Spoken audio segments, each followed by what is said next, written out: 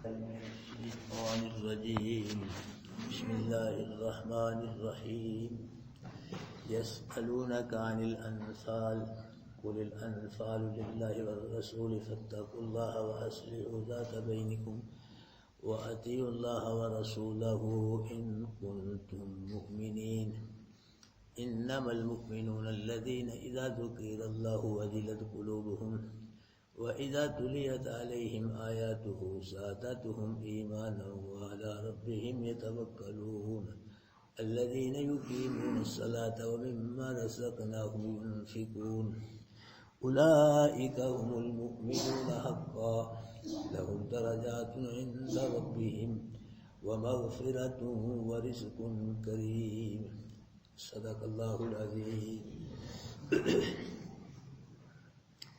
بزرگوں، دوستوں، بھائیوں، اللہ کریم رؤوف الرحیم کے کرم سے سورۃ الانفال شروع ہو گئی ہے۔ اللہ کریم اس سورت کا معنی مفہوم ہم کو سمجھنے سمجھانے کی توفیق نصیب فرمائے اور پھر اللہ پاک ہم سب کو عمل کرنے کی توفیق نصیب فرمائے۔ غزوہ بدر میں اللہ پاک نے مسلمانوں کو فتح نصیب فرمائی اور کافروں کو شکست دی۔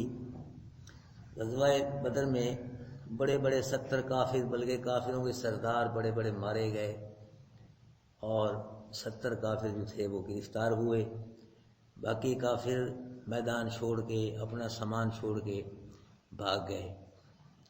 وہ کافر مسلمانوں کو ختم کر کے مدینے کی اینٹ سے اینٹ بجانے آئے تھے، چڑھائی کر کے نا، بھائی ایک ہی دفعہ رولا ختم کر دو، جھگڑے ہی مکا دو ایک دفعہ حملہ کر کے۔ لیکن بھائیو، وہ شمع کیا بجھے جسے روشن چراغ، وہ شمع جس کو اللہ نے جلایا ہے وہ کبھی بجھ نہیں سکتا، ساری دنیا بجھائے نہیں بجھ سکتا۔ یہ قرآن کی کلاس یہ کس نے قائم کی ہے؟ یہ کس نے توفیق دی ہے؟ یہ اللہ کریم کا کرم ہے۔ یہ اللہ کریم نے اس کو آباد کیا ہے۔ انشاءاللہ یہ بڑھتی جائے گی، بڑھتی جائے گی، بڑھتی جائے گی انشاءاللہ۔ کہہ دو آمین۔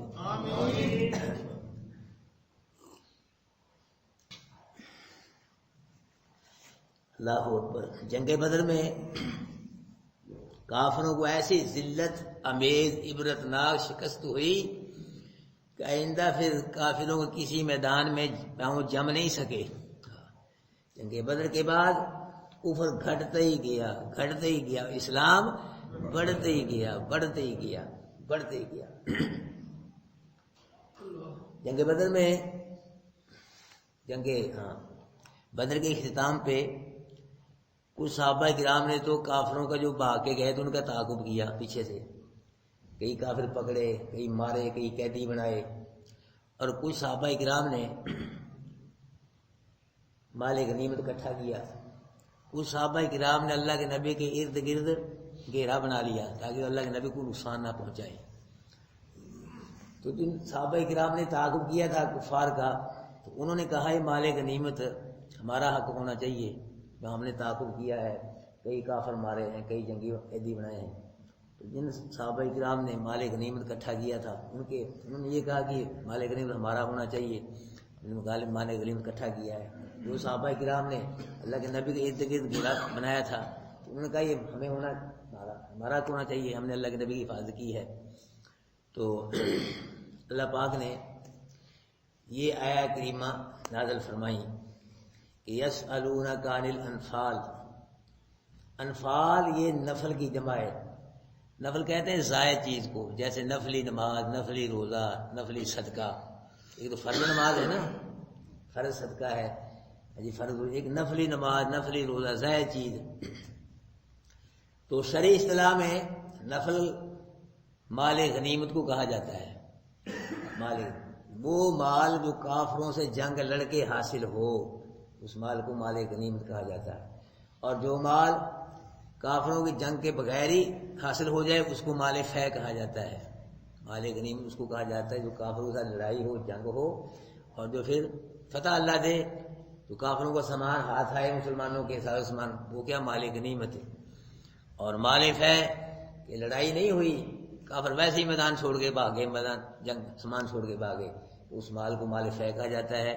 تو مال غنیمت بھی حلال ہے اور مال فے بھی کیا ہے؟ حلال ہے۔ پچھلی شریعتوں میں مال غنیمت جو تھا وہ حلال نہیں تھا۔ پچھلی شریعتوں میں مال غنیمت کو کسی جگہ رکھ دیا جاتا تھا، پھر آسمان پر سے سفید رنگ کی آگ آتی تھی اور اس کو جلا دیتی تھی۔ اس مال کو آگ جلا دیتی تھی، اس کا مطلب یہ ہوتا تھا کہ جہاد اللہ کے ہاں قبول ہے، اور جس مال کو مال غنیمت کو آگ نہیں جلاتی تھی، اس کا مطلب یہ ہوتا تھا کہ جہاد اللہ کے دربار میں قبول نہیں ہوا۔ تو سب مالوں میں سے جو مال ہے اعلیٰ مال وہ مال غنیمت ہے۔ ہاں جی، جو دشمن کے ساتھ جنگ لڑ کے یا جو حاصل ہو وہ مال غنیمت سب مالوں میں سے اعلیٰ مال ہے۔ اس کے بعد جو ہے تجارت کا مال یہ اعلیٰ ہے، بشرطے کہ تجارت نبی کی سنت کے مطابق ہو۔ امین ہے نا، تجارت نبی کی سنت خلاف ہے، لو جی یہ بھی فضائل آتے ہیں تجارت کے بڑے، نبی کی سنت کے مطابق ہو تجارت تو وہ مال بھی اعلیٰ ہے، مال غنیمت کے بعد اس کا نمبر، اس کے بعد کاشتکاری اور اپنا ملازمت وغیرہ یہ چیزیں آتی ہیں۔ تو اللہ پاک یہاں فرما رہے ہیں کہ یسألونک عن الانفال، لوگ سوال کرتے ہیں آپ سے، محبوب پوچھتے ہیں غنیمتوں کے بارے میں کہ غنیمتیں جو ہیں دشمن کے ساتھ جنگ کر کے جو مال حاصل ہوتا ہے، یہ غنیمتیں یہ ان کا کون مالک ہے، یہ کس کی ملکیت ہے، کون ان کو تقسیم کرے گا؟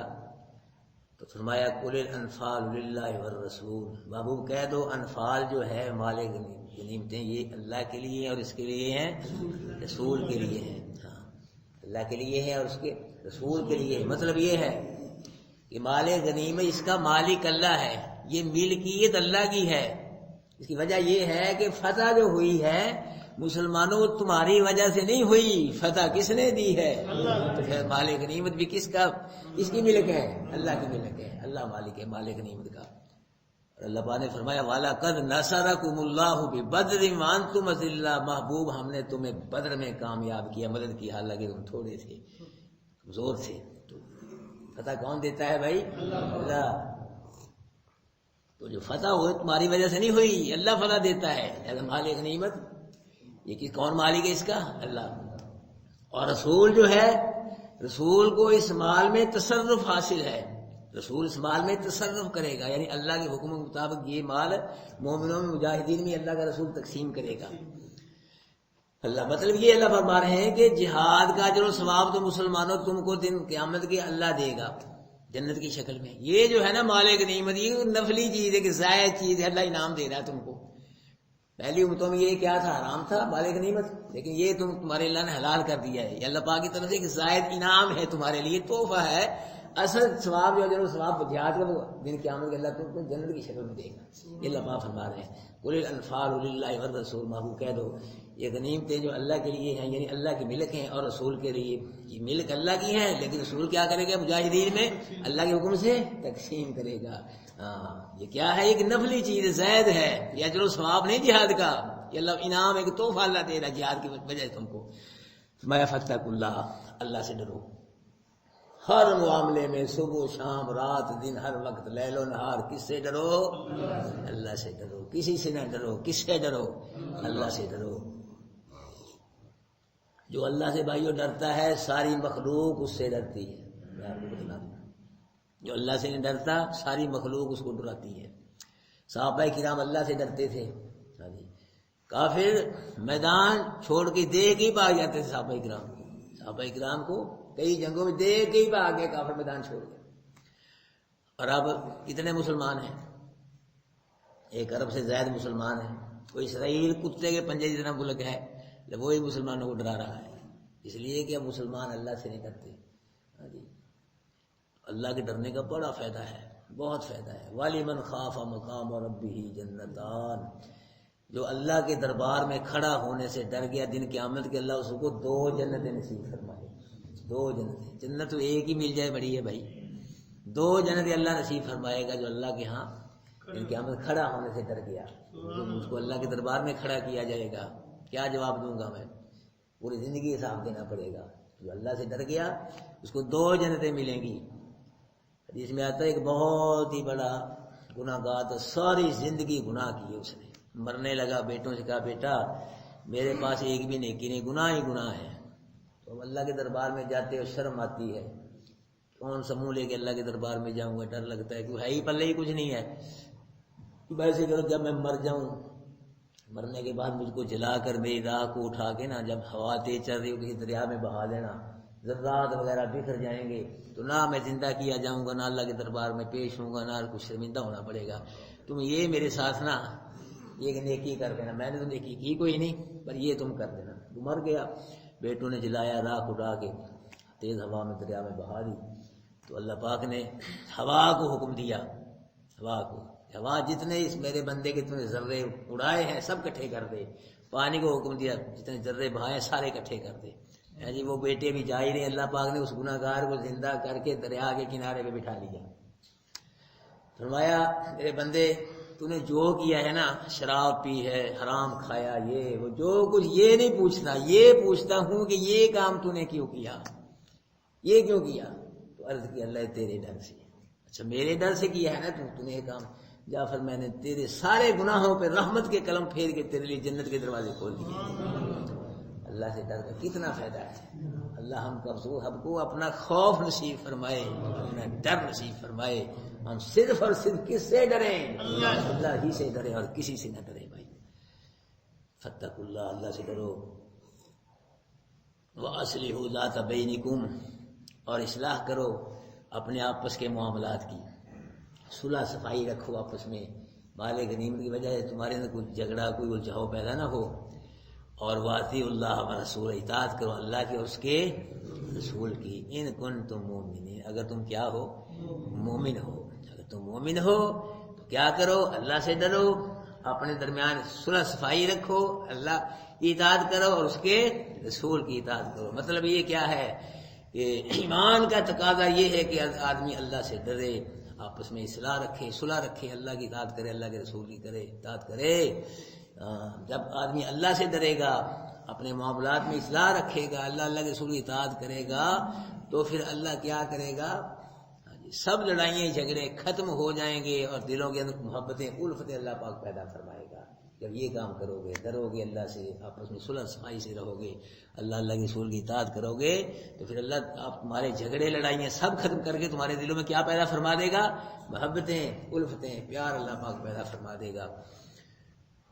انما المؤمنون الذین اذا ذکر اللہ وجلت قلوبہم، پکی بات ہے مومن وہ ہیں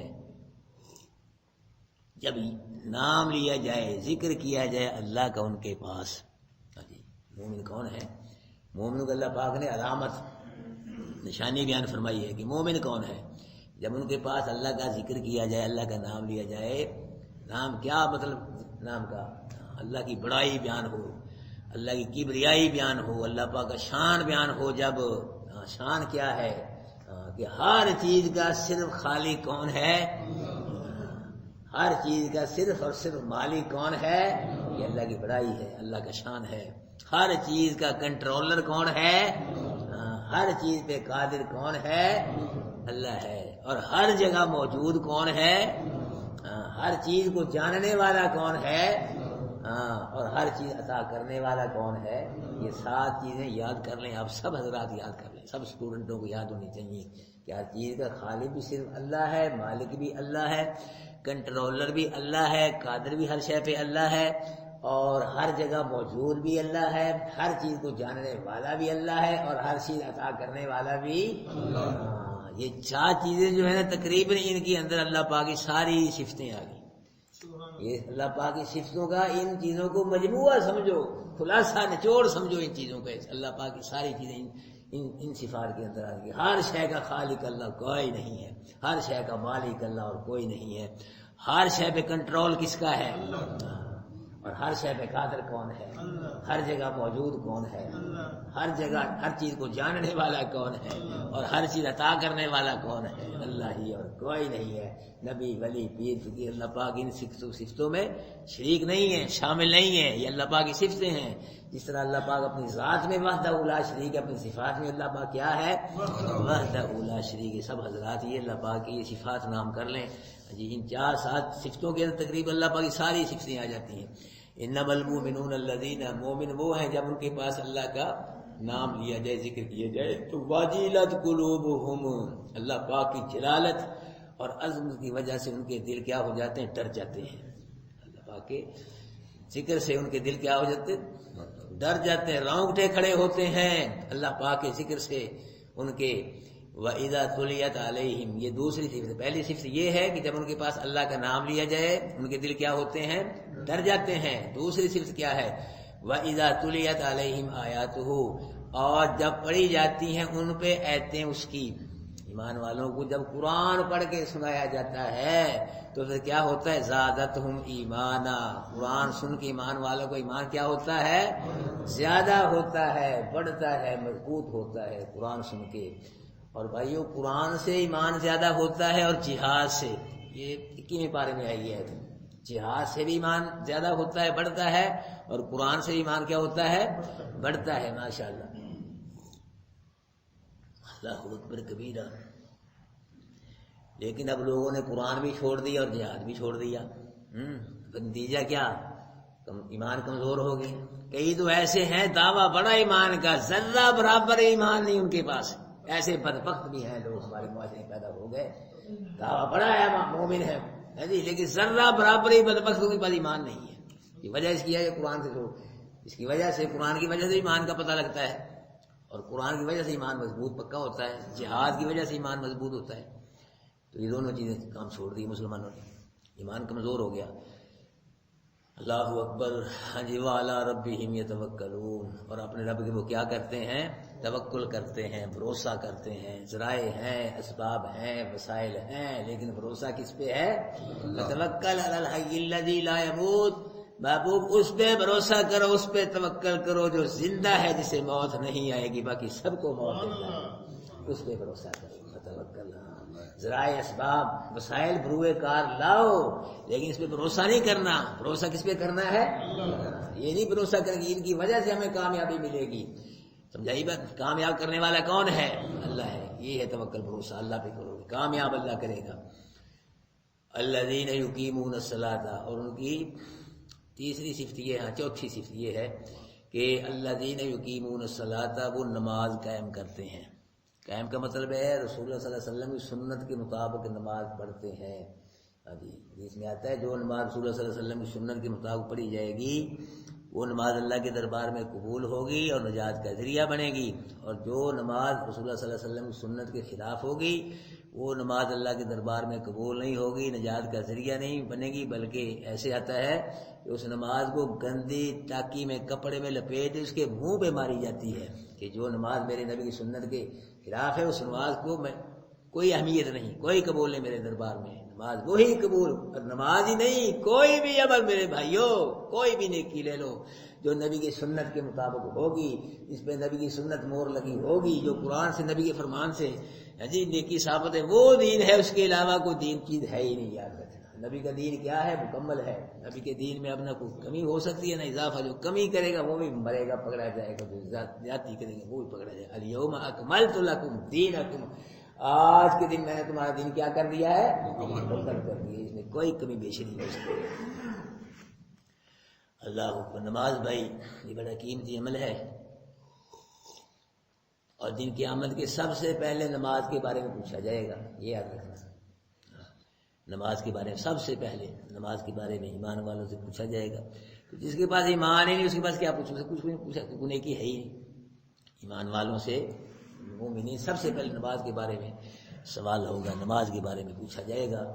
تو میرے بھائیوں، اذان کے بعد ذوق و شوق توجہ کے ساتھ وضو گھر سے کر کے یا وضو یہاں کریں، آنا اور جماعت سے پہلے ہی سنتے وغیرہ پڑھ کے صفوں میں بیٹھ جانا، پہلی صف میں، دوسری میں، تیسری میں، یہ بھی نماز کو قائم کرنا ہے۔ میں آپ کو بتلا رہا ہوں یہ نماز کو یہ بھی قائم کرنا ہے۔ تو ہمارے دوستوں میں نا اکثر لوگ جو ہیں وہ تقریباً بعد میں ہی آتے ہیں، کہ ہمارے دوست ہیں یہ نماز چلاتے ہیں، اگلی صف میں بیٹھتے ہیں۔ میرے بھائیو، آپ قرآن کے اسٹوڈنٹ ہیں، یہ کیا اللہ کیا کہہ رہا ہے کہ ان کی کیا صفت، چوتھی پانچویں صفت کیا ہے؟ وہ کیا کرتے ہیں؟ نماز کو قائم کرتے ہیں۔ جماعت کے ٹائم سے پہلے ہی 5-7-10 منٹ آنا اور سنتے فارغ ہو کے قریب پہلی دوسری صفوں میں بیٹھ جانا، یہ بھی نماز کو قائم کرنا ہے۔ تو ہمارے اسٹوڈنٹ حضرات جو ہے ماشاء نماز تو پڑھتے ہیں عشاء کے وقت یا فجر کے وقت، فجر کے وقت بہت ہی کم ہوتے ہیں، اتنے ماشاء سارے آئے تو ماشاء اللہ اتنے یعنی کتنے رونق ہو ان ساتھیوں کی وجہ سے، لیکن نہیں آتے، پتہ نہیں اللہ جانے کہاں ہوتے ہیں۔ جو کلونی میں ہوتے ہیں بھائی یہاں قریب ان کو تو آنا چاہیے نا، چلو جو دور ہے موٹر سائیکلوں پہ، میں تو کہتا ہوں موٹر سائیکل پہ بھی آؤ، قاری صاحب کیسا ماشاء اللہ قرآن پڑھتے ہیں یہاں ہے جی، تو اچھا ایک ماحول ہے، صفائی ہے، قرآن اچھا پڑھا جاتا ہے، دعا ہوتی ہے۔ اور اب قاری صاحب وہ نماز یاد کہلوا رہے ہیں تاکہ نماز صحیح ہو جائے، حروف زبر زیر غلطی ہے وہ صحیح ہو جائے، وہ بھی ہو رہا ہے یہاں الحمدللہ۔ بلکہ دور دور سے آؤ، اہتمام کے ساتھ آؤ، جتنے دور سے آؤ گے اللہ اتنے ثواب عطا فرمائے گا۔ فجر کی نماز میرے بھائیوں، کوئی ہمارا ساتھی اسٹوڈنٹ جو ہے پیچھے جو قریب قریب رہتے ہیں ان پہ کوئی عذر نہیں ہے سوائے سونے کے، اور کوئی عذر نہیں ہے، سونا کوئی عذر نہیں، یاد رکھنا۔ سارے ساتھی بھائی یہاں آؤ، فجر کی نماز جماعت ادا کرو، ہے جی، اللہ بھی راضی ہو، بھی یہ قرآن پڑھنے والے ہیں، لوگ بھی دیکھیں آپ کو، یار قرآن پڑھ، قرآن کا اثر ہو گیا ان کے اوپر، اگر آپ نے آنے نہیں تو لوگ کیا کہیں گے، یہ چنگا قرآن پڑھے نماز نہیں پڑھتے، پھر کوئی بھی نہیں دسو بھائی سے یہ اثر ہو رہا ہے میرے بھائی، یہ بھی بڑا کم خراب ہے اس سے۔ با جماعت نماز ادا کرو، اللہ بھی راضی ہوگا، لوگوں میں تاثر پھیلے گا، بھائی ان پہ قرآن کا اثر ہو گیا تو اسٹوڈنٹ اس لیے سارے حضرات یہ آ رہے ہیں۔ تو با جماعت میں خاص صبح کی نماز اور عشاء کی نماز، باقی جہاں آپ لوگ رہتے ہیں وہاں نماز کرو، ہر طلب یہی کوشش کرو کہ یہیں آپ نے ہر نماز پڑھنی ہے، اگر یہاں گھر میں ہے یہاں قریب ہے تو پھر یہیں آپ نماز پڑھیں۔ عشاء کی نماز اگر پڑھنا ہوتا سارے با جماعت پڑھیں، تکبیر اولیٰ سے پڑھیں، بلکہ پہلی صف میں بیٹھیں، دوسری صف میں بیٹھیں، کوئی چینجنگ آئے نا، کوئی تبدیلی آؤ نا، تبدیلی آئے، کو اثر ہونا چاہیے قرآن کا، لوگوں کو بھی پتہ لگے کہ دیکھو یہ بیٹھے ہیں سارے سب بستہ اگلی صفوں میں بیٹھے ہیں، یہ قرآن پڑھنے والے ہیں، تو آپ کو دیکھ کے اور بھی لوگ انشاءاللہ امیدیں آئیں گے۔ میرے بھائیو یہ ذہن نشین کر لے بات کہ نماز سے پہلے آنا، اگلی صف میں دوسری پہلے سنتے وغیرہ پڑھ کے پہلے ہی، یہ بھی نماز کو قائم کرنے والی ایک بات ہے۔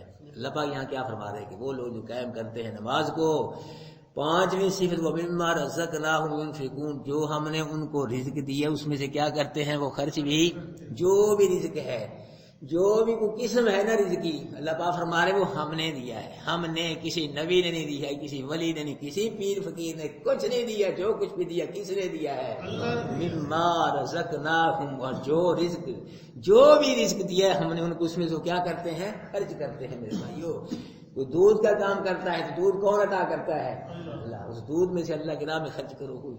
کوئی آدمی کپڑے کا کام کرتا ہے، کپڑے کا کاروبار، کپڑا کس نے دیا ہے، اللہ نے دیا ہے، میرے بھائیو کپڑے میں سے اللہ کی راہ میں خرچ کرے جی۔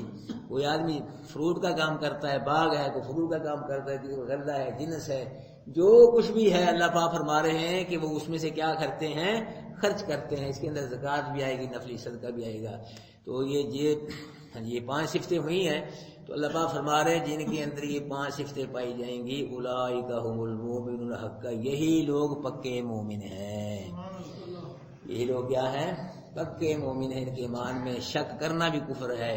تو میرے بھائیو جب قرآن نازل ہوا تھا ہو رہا تو اس وقت مومن کون تھا، ہم تو نہیں تھے اس وقت مومن، اس وقت کون مومن تھا، نبی کے صحابہ کرام مومن تھے جب قرآن تھے۔ تو اللہ پاک فرما رہے جن میں چیزیں پائی جائیں گی وہ کیا ہیں، وہ پکے مومن ہیں۔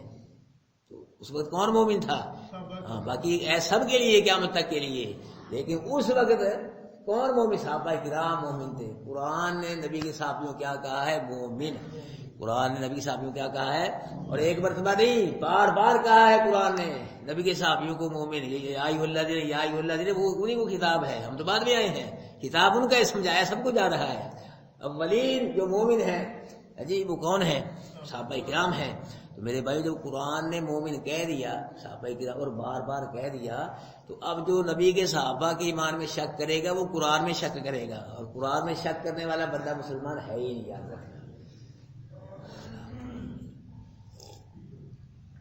اللہ اکبر۔ کئی لوگ نکتہ چینی کرتے ہیں صحابہ کرام پہ، جی تاریخ میں یوں لکھا ہے، تاریخ میں، میاں تاریخ کو چھوڑو، اس تاریخ کو ردی کی ٹوکری میں پھینکو جو صحابہ کرام کی توہین کرتی ہے۔ تاریخ میں صحابہ کرام کو نہ دیکھو، صحابہ کرام کو قرآن میں دیکھو، نبی کے فرمان میں دیکھو، دیکھو ان کے بارے اللہ کیا کہہ رہا ہے، اللہ کا رسول کیا کہہ رہا ہے۔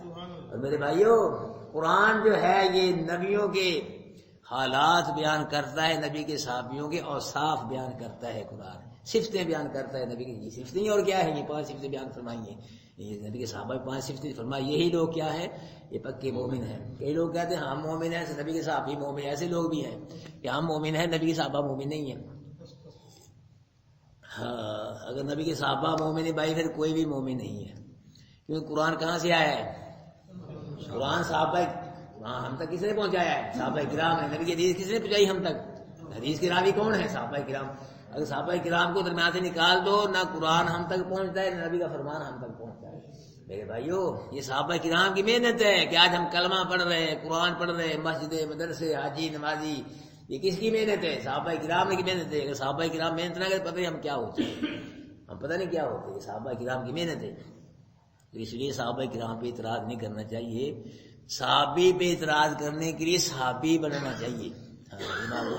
صحابی پہ اعتراض صحابی کر سکتا ہے، غیر صحابی پہ اعتراض نہیں کر سکتا۔ صحابی بنو، صحابہ کرام پہ اعتراض کرنا ہے، کہاں صحابہ کرام اور کہاں تم اعتراض کرنے والے ہیں؟ صحابی بنو، پھر ایسے غیر صحابی پہ اعتراض نہیں کر سکتا۔ میرے بھائیو، اللہ اکبر کبیرہ، قرآن میں اللہ پاک نے فرمایا اللہ عنہم، محبوب میں نے ان تیرے صحابیوں کو معاف کر دیا ہے۔ اللہ، میں نے ان تیرے صحابیوں کو کیا کر دیا ہے؟ معاف کر دیا۔ عفا اللہ عنہم، محبوب فاعف عنہم، تو بھی معاف کر دے۔ اللہ، پہلے تو وہ ہے ہی نہیں، کو لگتا ہے، کو لگتا شیخ، اللہ پاک فرما رہے میں نے ان کو کیا کر دیا ہے؟ محبوب تو بھی معاف کر دے۔ ہے جی، ساری دنیا کہتی ہے کہ اللہ تو معاف کر، اللہ کہہ رہا میرے نبی کو اپنے صحابیوں کو معاف کر دے۔ کتنا مقام ہے صحابہ کرام کا، کتنا شان ہے۔ جب اللہ نے معاف کر دیا، نبی نہیں معاف کر، وہ رولا رہ گیا، تو اب جو اعتراض کرے گا تو اپنی آخرت بھائی برباد کرے گا۔ اس لیے صحابہ پہ اعتراض کرنا، قرآن پہ اعتراض کرنا ہے، جو قرآن پہ اعتراض کرے وہ مسلمان ہے ہی نہیں ہے۔ ہاں، صحابہ کرام کا مقام بیان کرو، شان بیان کرو۔ قرآن میں نبی کے صحابہ کا مقام ہے، اور نبی کے فرمان میں اللہ کے نبی نے فرمایا کہ میرا صحابی آدھا کلو یا کلو جو اللہ کے راہ میں خرچ کرے، بعد میں آنے والا مسلمان احد پہاڑ کے برابر سونا خیرات کرے، پھر بھی میرے صحابی کو ثواب زیادہ ملے گا۔